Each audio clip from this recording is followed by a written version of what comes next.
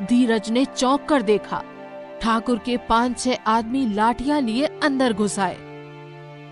कौन हो तुम लोग? हाँ, इस वक्त यहाँ क्या कर रहे हो? ठाकुर साहब का संदेश है तेरे लिए ग्वाले। तूने उनके बेटे पर हाथ उठाया और अब उनकी होने वाली बहू से नजदीकियां बढ़ा रहा है। कावेरी नदी के तट के किनारे एक छोटा सा गांव बसा हुआ था और गांव के लोग अक्सर नदी पर पानी भरने आया करते थे। आज सवेरे सवेरे कुंद्रा अपनी सहेलियों के साथ पानी भरने नदी के तट पर आई थी। आज वो निकम्मा फिर से ना मिल जाए, यहाँ परेशान करके रखा है उसने मुझे। पगली बस कर, ठाकुर का बेटा है वह। जिस चीज पर हाथ रख दे वो उसकी हो जाती है। अगर तू उसे हाँ नहीं करेगी तो वह रोज परेशान करेगा। हाँ, मैं उस घमंडी को हाँ करूं? कभी नहीं, मैं किसी की मजबूरी नहीं बनूंगी सुमन। पर कुंद्रा ठाकुर का खानदान, वो लोग। कोई फर्क नहीं पड़ता, मेरी मर्जी के बिना कोई मुझे छू भी नहीं सकता। गुस्से से लाल कुंद्रा अपनी मटकी भरती है और सिर पर रखकर घर की ओर जाने लगती है। देखो देखो, आ गई मेरी होने वाली दुल्हन। अरे रणवीर भाई, तुम तो कमाल हो यार। लड़की तुम्हें ना भी कहे तो क्या ही फर्क पड़ता है? फर्क? अरे यहाँ कोई मुझे ना नहीं कहता, ये भी मान जाएगी, देखते रहो। कहते हुए रणबीर ने गुलेल में पत्थर रखा और निशाना साधा कुंद्रा की मटकी पर और झट से पत्थर छोड़ दिया। एक पल में कुंद्रा की मटकी फूट गई, पानी उसके कपड़ों में गिरा और वो चौंक कर रुक गई। किसने किया? रणवीर अपने दोस्तों के साथ हंसता हुआ उसकी ओर बढ़ा। अरे अरे, माफी कुंद्रा, गलती से निशाना चूक गया। गलती से? तुम जानबूझकर ऐसा करते हो रणवीर, दूर रहो मुझसे। दूर? अरे मैं तो तुम्हारे और करीब आना चाहता हूँ कुंद्रा, कब तक भागोगी मुझसे? एक कदम और आगे बढ़ाए ना तो अच्छा नहीं होगा। अच्छा नहीं होगा? हाँ, क्या करोगी तुम? मैं ठाकुर का बेटा हूँ। रणवीर उसके और करीब आता है, जिससे कुंद्रा का धैर्य टूट जाता है। कुंद्रा ने रणवीर के मुंह पर जोरदार थप्पड़ मारा। रणवीर का चेहरा एक तरफ घूम गया और पास खड़े उसके दोस्त हैरान रह गए। दूर रहो मुझसे रणवीर, मैं तुम्हारी कोई संपत्ति नहीं हूँ। अगली बार मेरे रास्ते में आया ना तो ये थप्पड़ नहीं कुछ और होगा। तुमने मुझे थप्पड़ मारा? मुझे? उस थप्पड़ से रणवीर का गुस्सा 7वें आसमान पर पहुंच गया था और गुस्से में आकर उसने कुंद्रा की कलाई पकड़ ली थी। बड़ी गलती कर दी है तुमने कुंद्रा, अब तुम्हें सबक सिखाना ही पड़ेगा। छोड़ो मेरा हाथ, छोड़ो। तभी अचानक एक लाठी आकर रणवीर के हाथ पर पड़ी। किसने? एक युवा ग्वाला धीरज लाठी लिए खड़ा था। उसकी आंखों में गुस्सा और मासूमियत थी और उसके कंधे पर एक गमछा और हाथ में लाठी थी। छोड़ दो उसका हाथ रणवीर, वरना अगली बार ये लाठी तुम्हारे सिर पर पड़ेगी। अरे ये ग्वाला, तू बीच में कूद रहा है? हाँ, जानता नहीं मैं कौन हूँ? हाँ जानता हूँ, ठाकुर का बेटा है तू, लेकिन इसका मतलब ये नहीं कि तू किसी भी लड़की को परेशान करे। छोड़ उसका हाथ अभी। रणवीर धीरज की आंखों में गुस्सा देखकर थोड़ा घबरा गया था और उसने कुंद्रा का हाथ छोड़ दिया। आज छोड़ रहा हूँ धीरज, पर याद रखना, ठाकुर का बेटा किसी को नहीं छोड़ता। तुमने और कुंद्रा ने बड़ी गलती की है। अरे जा, जो करना है कर लेना, पर आज से कुंद्रा को परेशान करने की कोशिश मत करना, तुम समझे? रणवीर गुस्से से धीरज को घूरता है, फिर अपने दोस्तों के साथ वहाँ से चला जाता है। हाँ, देख लूंगा तुम दोनों को। कुंद्रा, तुम ठीक तो हो ना? हाँ, धन्यवाद धीरज, तुमने मुझे बचाया। अरे कोई बात नहीं, अगली बार से सावधान रहना। ये रणवीर ना खतरनाक है। धन्यवाद धीरज, तुम सच में बहादुर हो। बहादुरी नहीं, बस फर्ज था। चलो मैं तुम्हें घर तक छोड़ देता हूँ। धीरज और कुंद्रा एक दूसरे को देखते हैं और इस तरह कुंद्रा और धीरज की पहली मुलाकात हुई। जानते तो दोनों एक दूसरे को बचपन से थे, पर इस तरह से बोलना नहीं होता था। पर आज पहली बार दोनों की नजरें टकराई और धीरज कुंद्रा को उसके घर तक छोड़ने गया। दोपहर का वक्त था और रणवीर गुस्से में अपने पिता ठाकुर विक्रम सिंह के कमरे में गया। ठाकुर विक्रम सिंह अपनी कुर्सी पर बैठा हुक्का पी रहे थे। उनके चारों ओर नौकर खड़े थे। पिताजी, क्या हुआ रणवीर? उस कुंद्रा ने, उस लड़की ने मुझे थप्पड़ मारा, और सिर्फ इतना ही नहीं, उस ग्वाले धीरज ने मेरे हाथ पर लाठी से वार किया और उसने कहा कि अगर मैं कुंद्रा को छेड़ूंगा तो अगली बार लाठी मेरे सिर पर पड़ेगी। ठाकुर विक्रम सिंह का चेहरा गुस्से से लाल हो गया था। ये कैसी हिम्मत! एक ग्वाला, एक नीच ग्वाला मेरे बेटे पर हाथ उठाए! अरे उस धीरज को उसका सबक मिलेगा। पर पहले मुझे ये बता कि तू उस कुंद्रा के पीछे क्यों पड़ा है? क्या बात है उसमें? पिताजी, मैं उससे प्यार करता हूँ। वो बहुत खूबसूरत है। मैं उससे शादी करना चाहता हूँ। ये कुंद्रा, वो उस गरीब किसान राम प्रसाद की बेटी है ना? हाँ पिताजी। तो अब वो तेरी है रणवीर। दूसरी ओर कुंद्रा अपनी गाय को लेकर गौशाला की ओर जा रही थी, जहां धीरज रोज शाम को गायों को चारा डालता था। कुंद्रा का दिल तेजी से धड़क रहा था, क्योंकि आज सुबह की घटना के बाद से वो धीरज के बारे में ही सारा दिन सोचती रही। धीरज, उसने आज मुझे बचाया। अगर वो ना होता तो ना जाने रणवीर क्या कर देता। पर मैं उससे क्या कहूंगी? धन्यवाद तो कह चुकी हूँ, फिर भी। कुंद्रा गौशाला में पहुंची। वहां धीरज गायों को चारा डाल रहा था। उसकी पीठ कुंद्रा की तरफ थी और वो अपनी मधुर आवाज में कोई पुराना लोकगीत गुनगुना रहा था। कुंद्रा दरवाजे पर रुक गई और उसे देखती रही। धीरज? धीरज ने आवाज सुनी और पीछे मुड़ा। अरे कुंद्रा, तुम यहाँ? आओ आओ, गाय को अंदर ले आओ। हाँ, मैं अपनी गाय को यहाँ छोड़ने आई थी। धीरज ने कुंद्रा की गाय को चारा दिया। बैठो ना कुंद्रा। नहीं धीरज, मुझे घर जाना है। अरे बस थोड़ी देर। कुंद्रा ने एक पल सोचा, फिर धीरे से स्टूल पर बैठ गई। कुंद्रा, तुम ठीक हो ना? मेरा मतलब है, सुबह जो हुआ। हाँ धीरज, आज तुम्हें देखकर मुझे लगा कि। क्या कुंद्रा? कुछ नहीं, बस तुम बहुत अच्छे हो धीरज, सच में। दोनों ने एक दूसरे की ओर देखा और फिर शर्माकर नजरें नीचे कर ली। कुंद्रा, क्या मैं तुमसे कुछ पूछ सकता हूँ? हाँ, पूछो। घर कब जाओगी? देर हो रही है। कुंद्रा ने अपनी गाय को देखा, फिर धीरे से उठ खड़ी हुई। मुझे जाना होगा धीरज। हाँ, मैं तुम्हें छोड़ देता हूँ। नहीं, मैं चली जाऊंगी। कुंद्रा धीरे धीरे गौशाला से बाहर निकली। उसने एक बार पीछे मुड़कर धीरज को देखा और धीरज भी उसे देख रहा था। दोनों ने मुस्कुराकर एक दूसरे को अलविदा कहा। कुंद्रा घर की ओर चल पड़ी, पर उसके दिल में एक अजीब सी खुशी थी।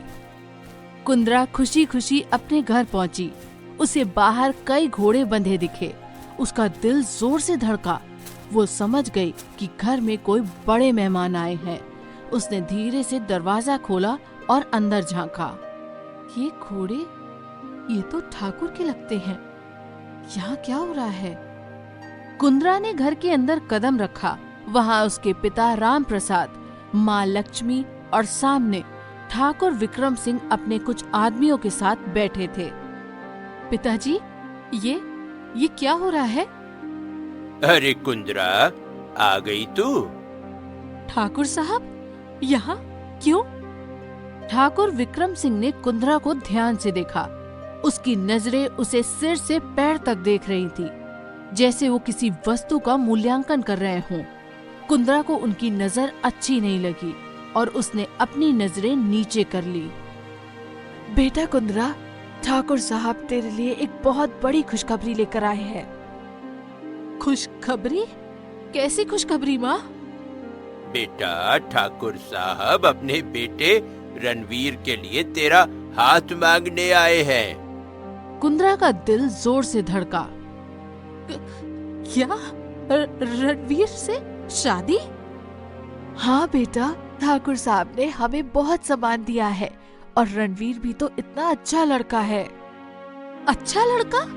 माँ, आप नहीं जानती वो कैसा है। वो? ठाकुर विक्रम सिंह ने अपना हाथ उठाया और कुंद्रा रुक गई। बेटी, मैं समझता हूँ कि ये अचानक है, पर तुम्हारे पिताजी तो मान चुके हैं और ये तुम्हारे परिवार के लिए बहुत बड़ी बात है। पिताजी, आपने मुझसे पूछे बिना ये फैसला कैसे ले लिया? बेटी, ये फैसला तुम्हारे भले के लिए है। ठाकुर का परिवार, तुम रानी की तरह रहोगी वहाँ। रानी की तरह? पिताजी, मैं किसी की गुलाम बनकर नहीं रहना चाहती, और खासकर उस रणवीर की, जो मुझे रोज परेशान करता है। परेशान? अरे बेटी, मेरा बेटा तुमसे प्यार करता है, वो तुम्हें खुश रखेगा। कुंद्रा का गुस्सा अब 7वें आसमान पर था। उसने अपने आंसू पोंछे और सीधे ठाकुर की ओर देखा। नहीं ठाकुर साहब, मैं आपके बेटे से शादी नहीं करूंगी। पूरे घर में सन्नाटा छा गया। रामप्रसाद और लक्ष्मी हैरानी से कुंद्रा को देखने लगे। ठाकुर विक्रम सिंह की मुस्कान गायब हो गई और उसके चेहरे पर गुस्सा आ गया। कुंद्रा, ये क्या कह रही है तू? हाँ? ठाकुर साहब से ऐसे बात करती है? मैं सच कह रही हूँ पिताजी, मैं रणवीर से शादी नहीं करूंगी। वो मुझे रोज परेशान करता है, मेरी बेइज्जती करता है। आज उसने मेरी मटकी तोड़ी और मुझसे जबरदस्ती। बस, बहुत हो गया। बेटी, तुम समझ नहीं रही हो, ये तुम्हारे और तुम्हारे परिवार के लिए अच्छा है। नहीं ठाकुर साहब, आप मुझसे जबरदस्ती नहीं कर सकते। मैं आपके बेटे से शादी नहीं करूंगी, चाहे मुझे अपनी जान ही क्यों न देनी पड़े। बेटा कुंद्रा, ऐसी बातें मत कर। ठाकुर साहब, माँ, मैं मर जाऊंगी पर रणवीर से विवाह नहीं करूंगी। मैं अपनी खुशी अपनी मर्जी से जीना चाहती हूँ। ठाकुर विक्रम सिंह, उनके चेहरे पर अब गुस्से की लकीरें साफ दिख रही थी। वो कुंद्रा के करीब आए और उसकी आंखों में देखा। बेटी, तुम बहुत बड़ी गलती कर रही हो। रामप्रसाद का चेहरा पीला पड़ गया। वो कुछ बोल नहीं सके। ठाकुर विक्रम सिंह ने अपने आदमियों को इशारा किया और वो सब बाहर चले गए। जाते जाते ठाकुर ने कुंद्रा को एक आखिरी बार देखा। बेटी, सोच लेना, 1 हफ्ता है तुम्हारे पास। या तो खुशी खुशी मान जाओ या फिर तुम्हारे परिवार को बर्बाद होते देखो। फैसला तुम्हारा है। ठाकुर चला गया। घर में सन्नाटा छा गया। कुंद्रा रो रही थी। रामप्रसाद और लक्ष्मी परेशान थे। कुंद्रा धीरे धीरे अपने कमरे की ओर चली गई और दरवाजा बंद कर लिया। उसने अपने बिस्तर पर बैठकर जोर जोर से रोना शुरू कर दिया। धीरज, मुझे तुम्हारी जरूरत है। मैं क्या करूं? मैं रणवीर से शादी नहीं कर सकती, पर मेरे परिवार का क्या होगा? भगवान, मुझे रास्ता दिखाओ। और इस तरह कुंद्रा की जिंदगी में एक तूफान आ गया था। अगली सुबह का वक्त था। सूरज अभी अभी निकला था और जंगल में पक्षियों की चहचहाहट गूंज रही थी। कुंद्रा रात भर रोती रही थी। उसकी आंखें लाल और सूजी हुई थी। वो बिना किसी को बताए घर से निकल गई थी और सीधे उस जंगल की ओर चली गई जहां धीरज अक्सर अपनी गाय को चराने जाता था। उसे पता था कि इस वक्त धीरज वहीं मिलेगा। उसके दिल में बस एक ही ख्याल था, धीरज से मिलना, उससे मदद मांगना। धीरज, बस तुम ही मेरी मदद कर सकते हो। तुम्हारे बिना मैं कुछ नहीं कर पाऊंगी। कुंद्रा जंगल में पहुंची। थोड़ी दूर पर उसे धीरज दिखा जो अपनी गायों को चारा खिला रहा था। उसे देखकर कुंद्रा की आंखों से और तेजी से आंसू बहने लगे। वो दौड़ती हुई धीरज के पास गई। धीरज! धीरज ने मुड़कर देखा। कुंद्रा रोती हुई उसकी ओर आ रही थी। उसका दिल डूब गया। वो तुरंत उठा और कुंद्रा की ओर दौड़ा। हे कुंद्रा, क्या हुआ? तुम ऐसे रो क्यों रही हो? किसी ने तुम्हें कुछ कहा क्या? कुंद्रा बोल नहीं पा रही थी, वो बस रोती रही। धीरज ने उसे सहारा दिया और एक पेड़ की छाया में बिठा दिया। कुंद्रा, प्लीज बताओ ना, क्या हुआ? तुम्हें किसी ने तकलीफ दी? धीरज! धीरज, मेरी जिंदगी बर्बाद हो गई। क्या? कैसे? बताओ ना कुंद्रा। कल रात ठाकुर साहब, ठाकुर विक्रम सिंह हमारे घर आए थे। ठाकुर तुम्हारे घर? लेकिन क्यों? वो मेरे लिए रिश्ता लेकर आए थे, रणवीर के लिए। उन्होंने मेरे पिताजी से मेरी शादी रणवीर से कराने की बात की। धीरज को लगा जैसे उसके सीने में कोई तीर चुभ गया हो। उसका चेहरा पीला पड़ गया। क्या? रणवीर से शादी? पर तुमने? मैंने मना कर दिया धीरज।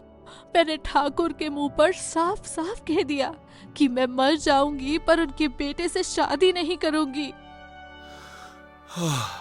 अरे अच्छा किया तुमने कुंद्रा, बहुत अच्छा किया। पर धीरज, ठाकुर ने धमकी दी है। उन्होंने कहा कि अगर मैंने मना किया तो वो मेरे परिवार को बर्बाद कर देंगे, हमारी जमीन छीन लेंगे। मेरे पिताजी को मैं क्या करूं धीरज? मैं अपने परिवार को बर्बाद होते नहीं देख सकती। पर मैं रणवीर से शादी भी नहीं कर सकती। धीरज का दिल टूट रहा था। कुंद्रा का दर्द देखकर उसकी आंखों में भी आंसू आ गए। उसने कुंद्रा का हाथ पकड़ा। कुंद्रा, तुम घबराओ मत, मैं तुम्हें इस मुसीबत से बचाऊंगा, मैं वचन देता हूँ। पर धीरज, ठाकुर बहुत ताकतवर है, वो हमारा कुछ भी कर सकता है। मुझे परवाह नहीं कुंद्रा, भले ही मुझे अपनी जान देनी पड़े, पर मैं तुम्हें रणवीर से शादी नहीं करने दूंगा। तुम मेरे लिए बहुत खास हो। धीरज, मेरी जिंदगी बचा लो। मैंने तुम्हें बचपन से देखा है। हमारी बातें नहीं होती थी, पर मैं तुम्हें जानती हूँ। मैं जानती हूँ तुम कैसे हो। तुम बहुत अच्छे हो धीरज, बहुत ईमानदार हो। तुम ही मेरी मदद कर सकते हो धीरज। धीरज का दिल भर आया। कुंद्रा के शब्द उसके दिल को छू गए। उसने कुंद्रा के आंसू पोंछे। कुंद्रा, मैं तुम्हारे लिए कुछ भी कर सकता हूँ, तुम बस मुझ पर भरोसा रखो। पर कैसे धीरज? ठाकुर बहुत खतरनाक है, और रणवीर? सुनो कुंद्रा, हम भाग सकते हैं। हम यहाँ से दूर किसी और गांव में चले जाएंगे। वहां पर हम नई जिंदगी शुरू करेंगे। पर मेरे परिवार का क्या होगा? ठाकुर उन्हें... मैं तुम्हारे परिवार का भी ख्याल रखूंगा कुंद्रा। मैं कुछ सोचता हूँ, कोई ना कोई रास्ता जरूर निकलेगा। बस तुम घबराओ मत। सच धीरज, तुम मेरी मदद करोगे? हमेशा कुंद्रा, हमेशा। मैं हमेशा तुम्हारे साथ हूँ। कुंद्रा ने धीरज की आंखों में देखा।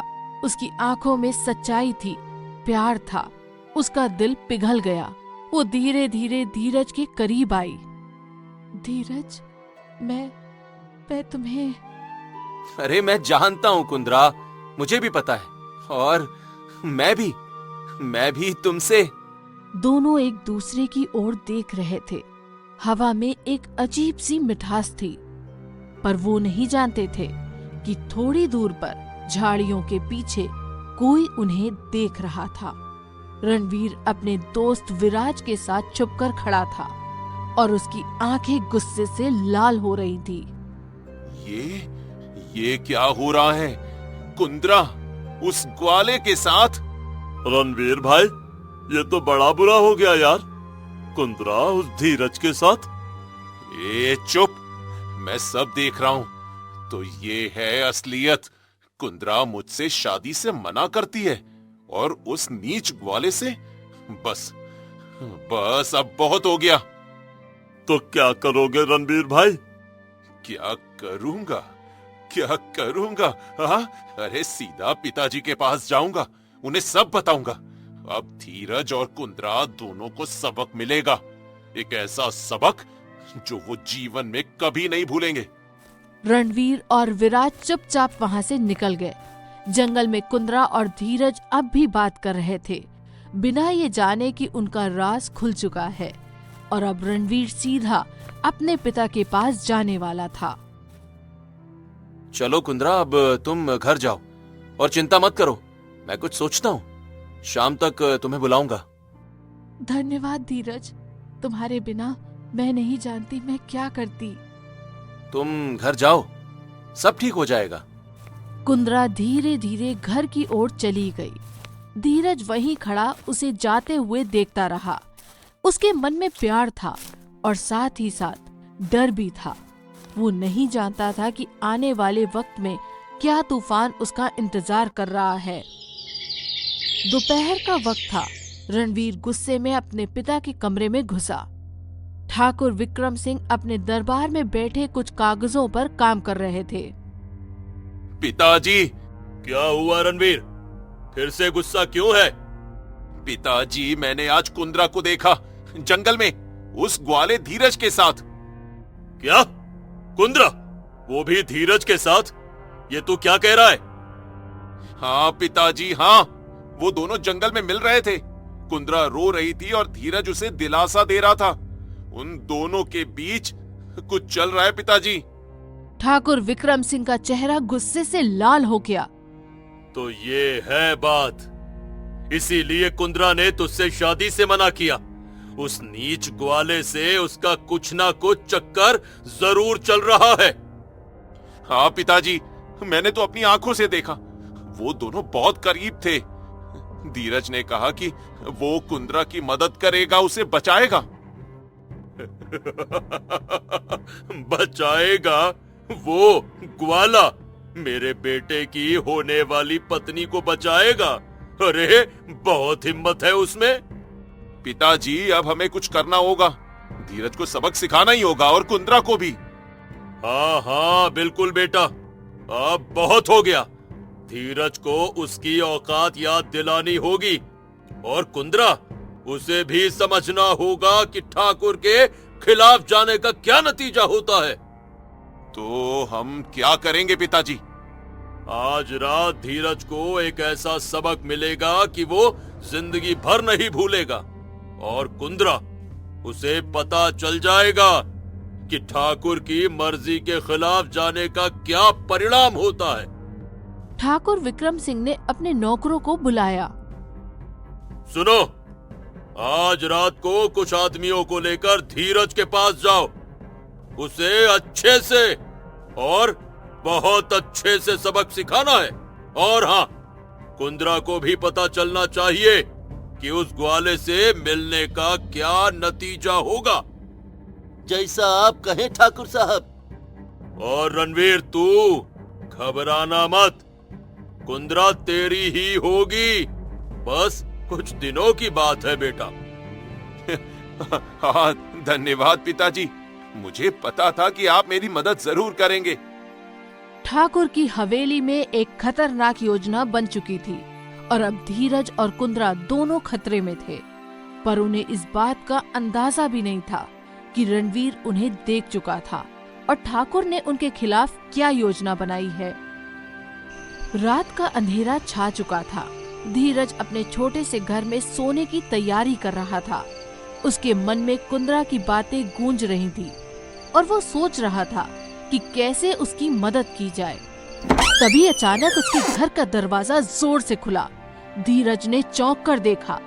ठाकुर के 5-6 आदमी लाठियां लिए अंदर घुस आए। कौन हो तुम लोग? हाँ, इस वक्त यहाँ क्या कर रहे हो? ठाकुर साहब का संदेश है तेरे लिए ग्वाले। तूने उनके बेटे पर हाथ उठाया और अब उनकी होने वाली बहू से नजदीकियां बढ़ा रहा है। देखो, मैंने कुछ गलत नहीं किया। मैंने सिर्फ कुंद्रा को बचाया था। बचाया? अरे या अपना हक जताया। चल, आज तुझे तेरी औकात याद दिला देते हैं।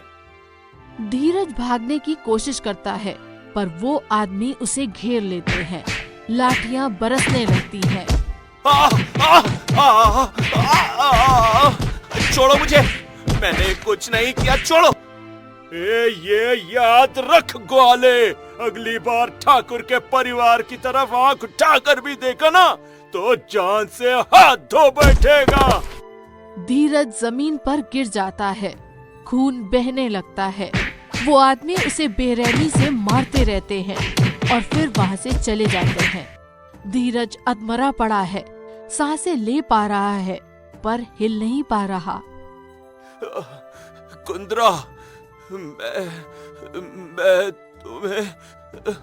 तुम्हें बचा नहीं पाया। धीरज बेहोश हो जाता है। अगली सुबह कुंद्रा के घर में चहल पहल थी।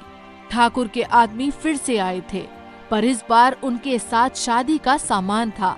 राम प्रसाद और लक्ष्मी घबराए हुए थे।